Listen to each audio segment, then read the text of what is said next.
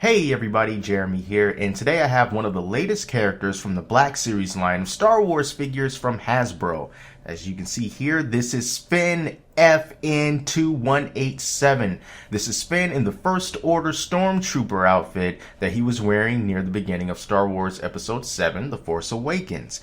And what makes this character quite desirable is because this one has the blood smeared across the front of the First Order Stormtrooper helmet that a lot of people have been wanting to see ever since they saw that scene in the movie. So in case you are curious, this is number 17 in the line, and I also got this from Amazon.com, which at the time of this recording is still in stock and available to ship right now for about $21, $22. So if you want to pick up this Finn character, which is going to be very desirable because that helmet, people want that helmet officially, go ahead and grab it while you still can. So I'm going to compare this character to the original First Order Stormtrooper just to see if Hasbro has done anything different with this particular body mold, and let's get into that right now. Alright, so right off the bat, let's take a look at these two compared. This is Finn on the left and a regular First Order Stormtrooper on my right hand side here. Now as you can see, they look almost completely identical, but they aren't.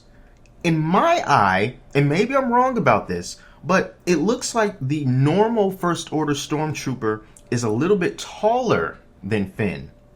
A little bit taller, not a lot. And something that stands out to me, as I know is different, is look at the chest plate on Finn compared to the chest plate area on the regular First Order Stormtrooper. Finn's chest plate seems to be wider because he seems like he's heftier underneath the Stormtrooper getup, while this regular Stormtrooper is going to be just like all the other ones. They're going to look more uniform. It makes a lot more sense since Finn is one of the stars and a defector from the First Order, that he would naturally have a different appearance than all the other Stormtroopers, because the other Stormtroopers, for the most part, they're nameless, they're faceless, they're just regular people in suits. So Finn is a little bit heftier, so he looks a little bit different in the chest area. He looks a little bit shorter than the regular Stormtrooper, which tells me that this mode, at least when it comes to height and to that midsection space, is different than a normal First Order Stormtrooper. I understand it would have been a lot easier and cheaper if Hasbro had decided to do something along the lines of just taking off the Finn head from the original Finn figure and just simply implanting it on a normal First Order Stormtrooper body. But that's not what they did, and I'm glad that they chose to not go that route, because this helps to make Finn look unique compared to the other Stormtroopers in this line.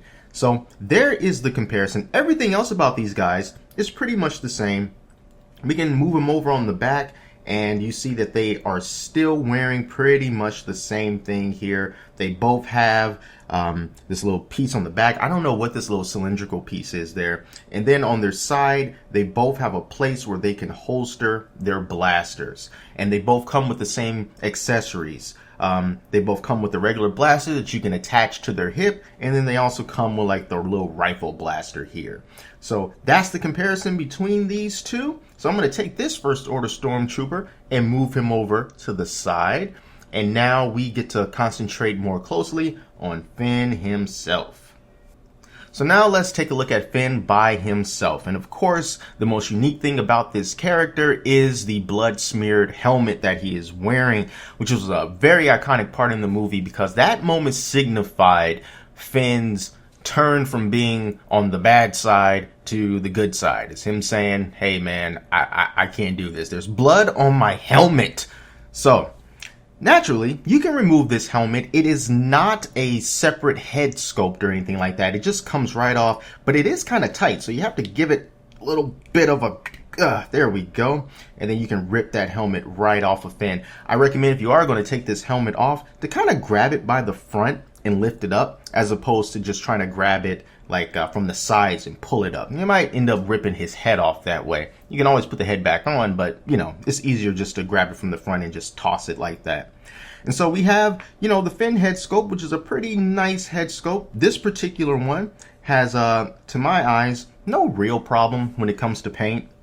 I like how they have the brown paint in his eyes and just didn't make it like a straight black pupil. So I do like the brown in his eyes. It looks very good. This helmet here, you can kind of sort of feel the paint, the red paint on the helmet very slightly, not a whole lot. It's not like it's completely textured or anything like that.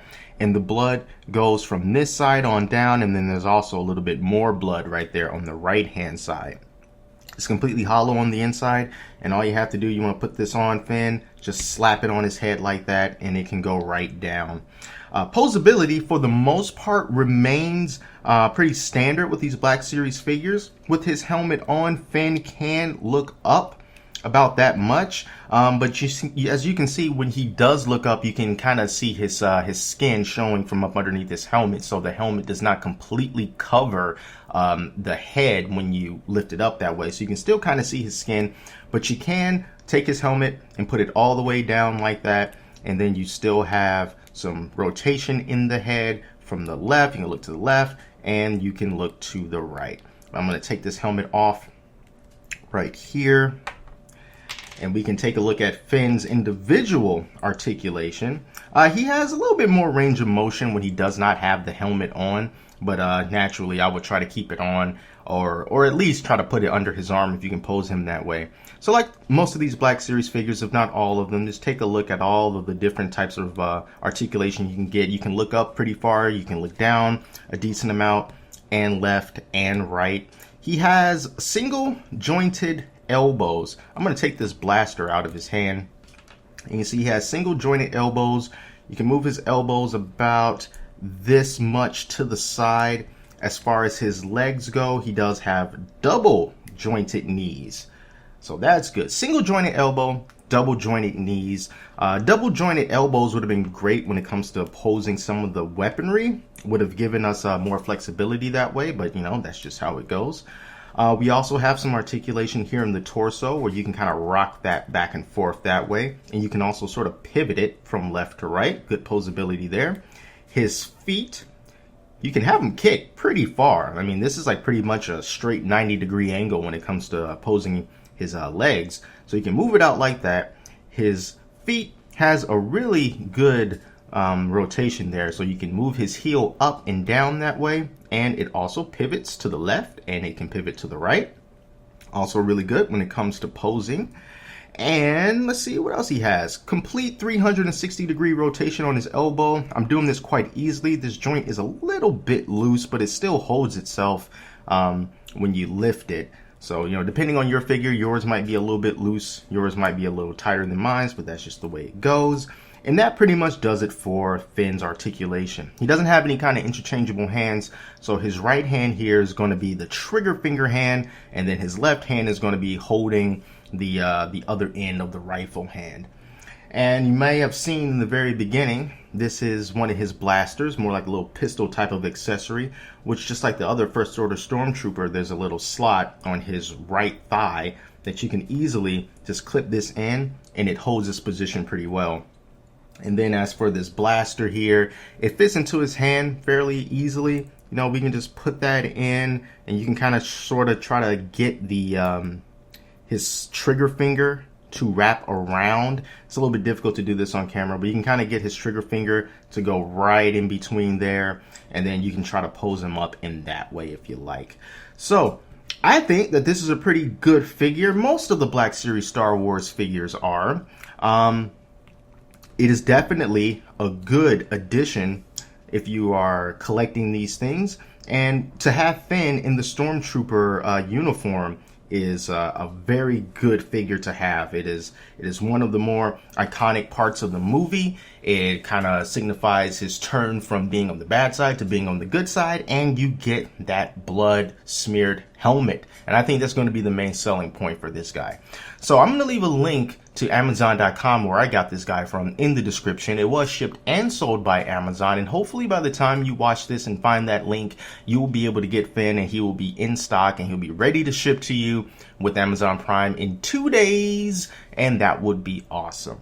So thank you guys so much for watching. If you want to see more videos and reviews like this, please be sure to subscribe to this channel, and I'm going to be coming out with another video quite soon. So until next time, I'm Jeremy, and I will talk to you later.